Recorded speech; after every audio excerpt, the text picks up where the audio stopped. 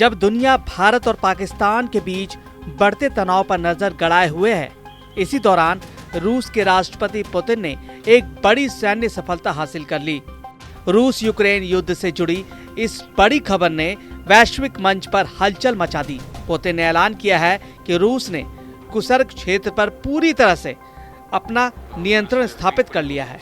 पिछले 8 महीनों से जारी भीषण संघर्ष के बाद रूस ने ये जीत हासिल की है। दरअसल पिछले साल अगस्त में यूक्रेन के सैनिकों ने रूसी क्षेत्र कुर्स्क के कई हिस्सों पर कब्जा कर लिया था। इसके बाद से ही यह इलाका रूस और यूक्रेन के बीच संघर्ष का प्रमुख केंद्र बना हुआ था। रूसी सेना ने रणनीतिक रूप से पूरे क्षेत्र को घेरकर यूक्रेनी सैनिकों पर दबाव बनाए रखा था।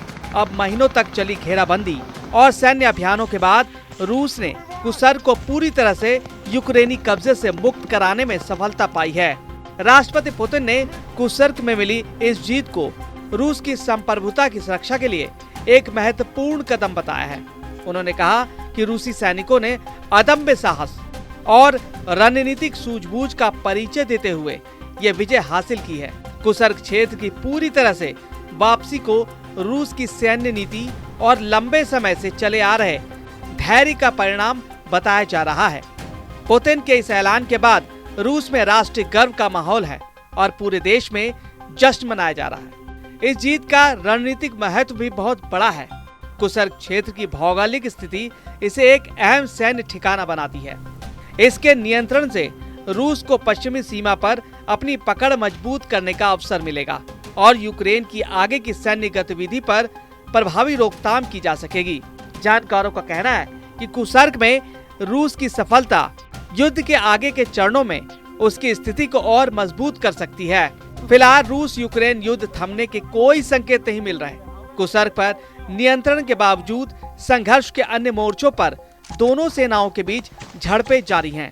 लेकिन रूस ने कुर्स्क की जीत एक बड़ा मनोवैज्ञानिक और सामरिक लाभ है, जिससे पुतिन को घरेलू और अंतर्राष्ट्रीय स्तर पर मजबूती मिल सकती है।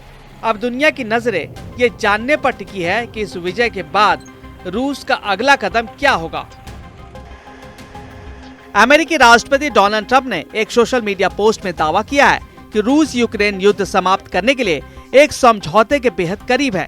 उन्होंने कहा कि दोनों पक्षों को एक उच्च स्तरीय बैठक करनी चाहिए ताकि इस युद्ध को समाप्त किया जा सके।